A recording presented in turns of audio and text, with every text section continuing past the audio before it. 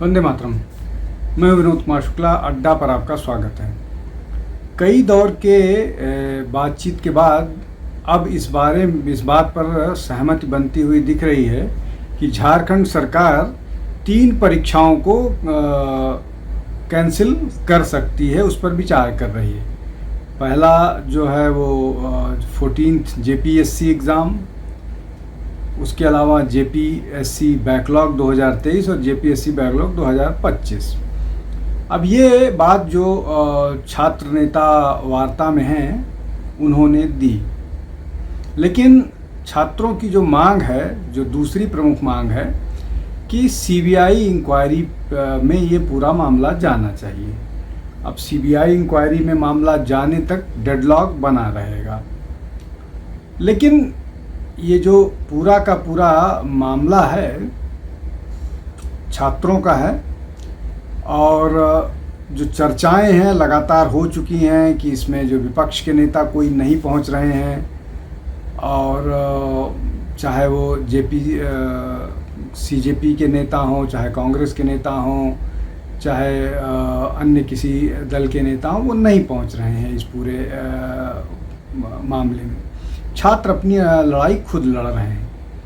एक और महत्वपूर्ण बात है कि इस मामले पर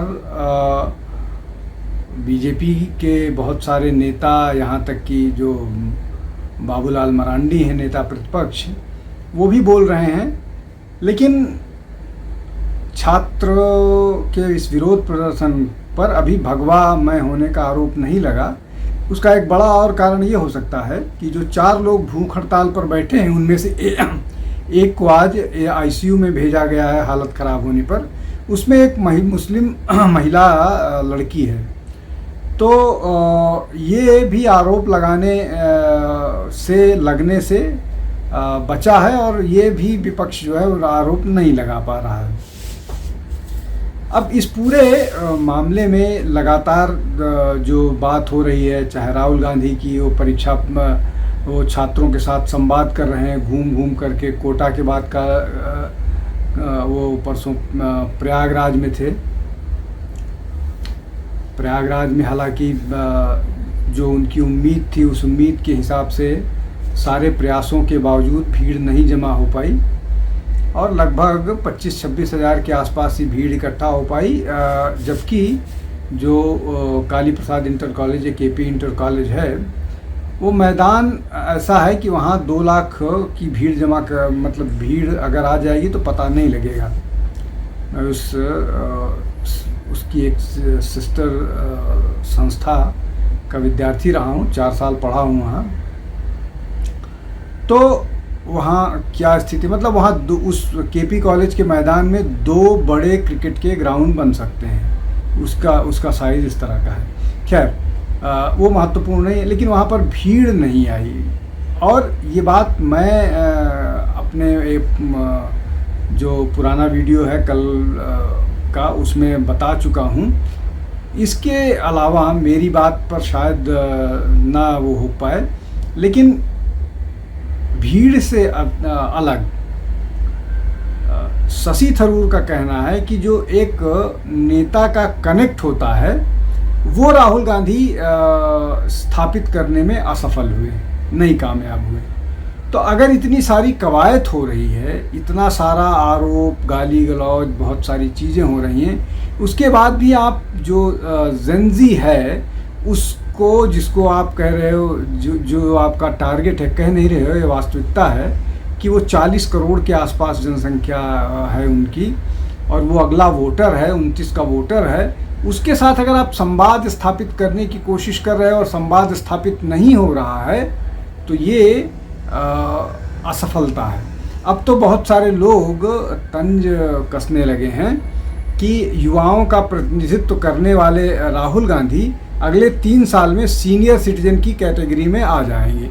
अब ये सीनियर सिटीजन की कैटेगरी में आ जाएंगे, नहीं आ जाएंगे, राजनीति में जो युवा और बूढ़े की परिभाषाएं दूसरे तरह की होती हैं।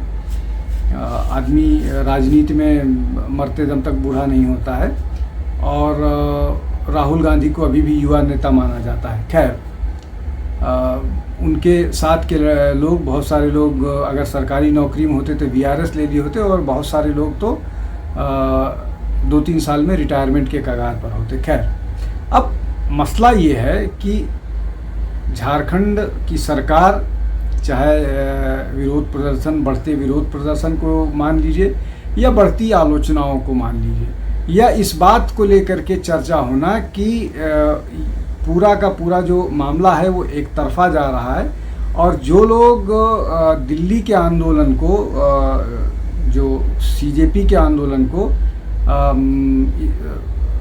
मतलब इस तरह से बताने की कोशिश कर रहे थे कि वो मास आंदोलन है, और वो लोग अब उसी आंदोलन, उसी तरह से जो झारखंड में आंदोलन हो रहा है उसके साथ नहीं खड़े हैं।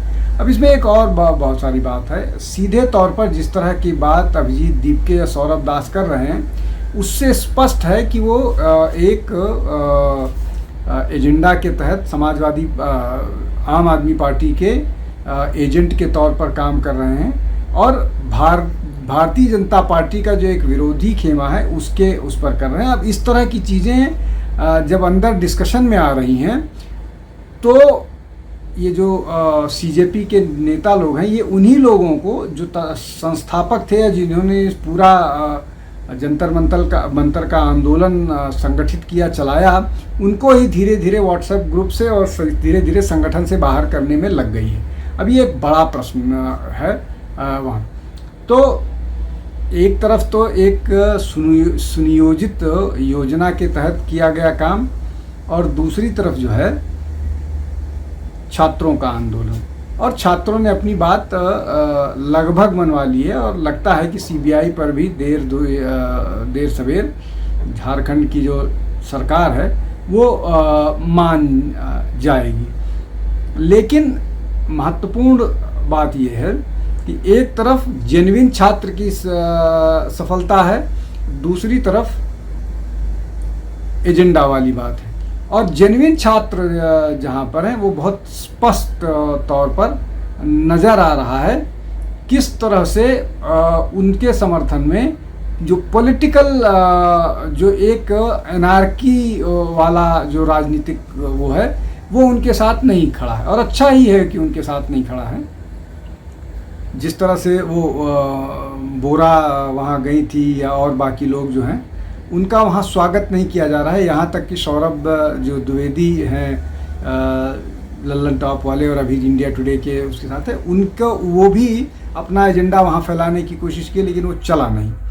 तो कुल मिलाकर के छात्रों का आंदोलन लगता है कि अपने जो सफलता के नज़दीक पहुँच रहा है, और बिना किसी गाली गलौज, बिना किसी हिंसा के, बिना किसी ऐसे कदम से जो हिंसा या जो नुकसान पहुंचा सकता था उनके आंदोलन को। आज के लिए बस इतना ही। बहुत बहुत धन्यवाद। नमस्कार।